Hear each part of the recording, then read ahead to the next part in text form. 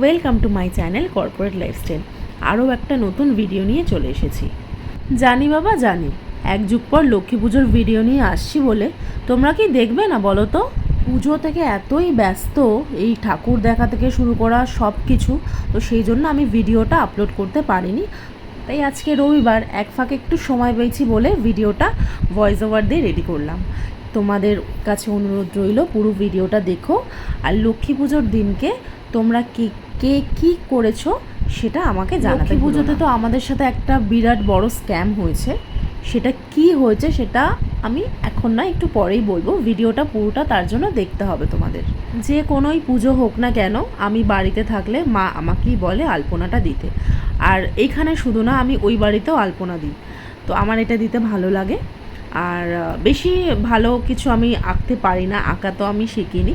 তো যেইটুকানি পারি মাঝের মধ্যে ওই ডাউনলোড করে কিছু ফটো রেখে দিই, যদি মনে হয় যে না করতে পারবো তাহলে সেই রকমভাবে করে দিই। আর এই ঠাকুর গোছানো থেকে ফল প্রসাদ থেকে সব কিছু সাজানোর পেছনে মা আর বাবা হাত আছে, আমার কিচ্ছু নেই। আমি শুধু আসি, রেডি হই, ভিডিও করি, এই আলপনা ফালপনা দিই, আর আমার কোনো কিচ্ছু কাজ নেই।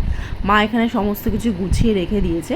আর কিছু পুজো হলে না, সিংহাসনটা এতটাই সুন্দর লাগে ফুল দিয়ে সাজানোর পর, আমার দারুণ লাগে দেখতে।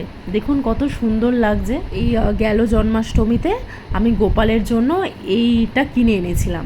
তো আমি কেনার সময় ভেবেছিলাম যে এতটা ছোট নিচ্ছি হবে তো, কিন্তু মা দেখলাম যে খুব সুন্দরভাবেই বসিয়ে দিয়েছে অ্যাডজাস্ট করে। আর এখানে ঘট বসে গেছে। তোমরা মনে মনে ভাবছো যে কি হয়েছে না হয়েছে, ঠিক আছে বাবা বলছি, দাঁড়াও। তার আগে আমি বলে দিই, গুরুত্বপূর্ণ কাজ আমি নিজেই করেছি, নিজেকেই বাহবা দিচ্ছি।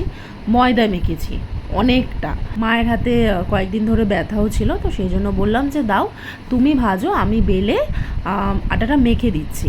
কি পুজো মানেই যে সকাল সকাল পুজো সেটা নয়, একদম সন্ধেবেলা। এখন প্রায় 7টা বাজে, আর দুজনেই না খেয়েছিলাম। তো হাতাহাতি দুজনে করে দিলে কি হবে, একটু তাড়াতাড়ি হবে।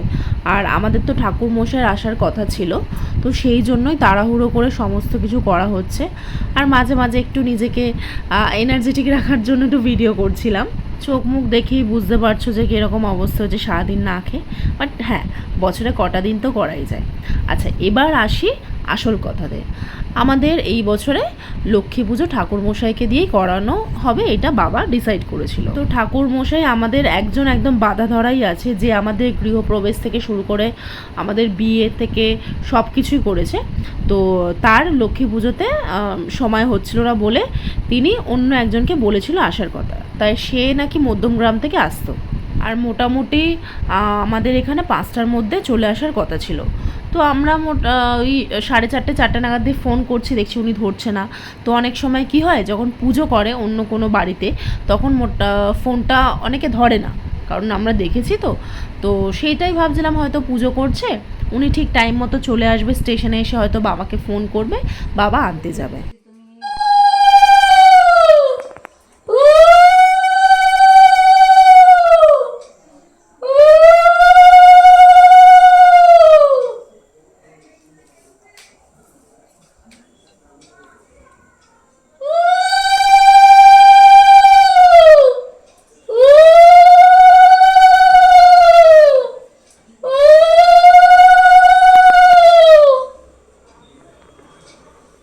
তো আপনারা বুঝেই গেছেন কীরকমভাবে ঝুলিয়েছে। আমরা সেই 5টা থেকে বসে বসে 7টা অবধি ওয়েট করেছি।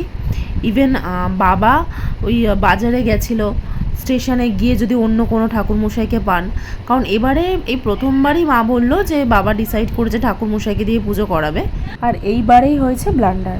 যাই হোক, বাংলায় একটা কথাতে আছে না, যার সব ভালো শেষ ভালো। যদি আমি ভুল বলে থাকি তো আপনারা একটু রেকটিফাই করে নেবেন। মা বলছিল যে ঠাকুর হয়তো নিজে চায় না অন্য কারোর হাত থেকে পুজো নেবে, কারণ প্রত্যেক দিন মা পুজো করে, আমি পুজো দিই। তো সেই জন্য মা বলল যে কোনো অসুবিধা নেই, নিজেরাই পুজো করব। যেহেতু বাবাও উপোস করেছিল, তো সেই জন্য বাবা আগে পুজো দিল, তারপর মা পাঁচালি পড়লো, আমিও পড়লাম। পুজো পার্বণের দিন না এরকম হলে কিন্তু খুব মনটা খারাপ লাগে। আপনাদের কার কার সাথে এরকমটা হয়েছে যে ঠাকুরমশাই আসবে বলে আসেনি, এরকমভাবে ঝুলিয়ে দিয়েছে, তখন আপনারা সেই মুহূর্তে কি করেছেন একটু জানাবেন তো। আমরা তো তাও লক্ষ্মী পুজো বলে ম্যানেজ হয়ে গেছে, এটাই যদি অন্য কোনো পুজো হতো, লোকনাথ বাবার পুজো বলুন বা কার্তিক পুজো বলুন, তো এই সমস্ত পুজোতে একটু লাগে, বা লোকনাথ বাবার পুজোতে যেরকম একটু হোমযজ্ঞ করতে লাগে, তো খুবই খারাপ হয়েছে। অতটাও বলবো না, কারণ নিজেরা পুজো করেও একটা আলাদাই শান্তি পাওয়া যায়। আচ্ছা, আমি যেই শাড়িটা পরে রয়েছি ওটা কেমন বলো তো? এটা কিন্তু মায়েরই শাড়ি। পুজোর সময় না একটু লাল পাড়ে সাদা শাড়ি পরতে কিন্তু বেশি ভালো লাগে। আপনাদের কীরকম কী শাড়ি পুজোতে ভালো লাগে পরতে সেটা অতি অবশ্যই জানাবেন। আর এখানে মা সুজি করেছিল, তারপর তোমার লুচি করেছিল, আর সেরকম কিছু বেশি করা হয়নি, কারণ একার হাতে তো সম্ভব হয়ে ওঠে না। আচ্ছা, এখানে প্রসাদ সাজানো হচ্ছিল, কারণ আমাদের ফ্ল্যাটে সবাই আছে, মোটামুটি সবার ঘরেই লক্ষ্মী পুজোটা হয়। মিষ্টি আর জল খেয়ে উপোসটা আমরা ভাঙলাম, ভেঙে ওদের জন্য আগে সাজিয়ে নিলাম, কারণ কি আছে, একটু কাজগুলো এগিয়ে রাখলে খুব ভালো হয়। কারণ এটাই যদি খাওয়া দাওয়ার পর যেতাম তাহলে শরীরটা একদম ছেড়ে দিত। তো তার জন্য মাকে বললাম চলো আগে গুছিয়ে নাও, একে একে দুজনে মিলে গিয়ে দিয়ে আসি, কারণ একার পক্ষে না সে বারবার যেতে হবে, উঠতে হবে, আবার আসা যাওয়া একটা মানে খুব পরিশ্রম হয়।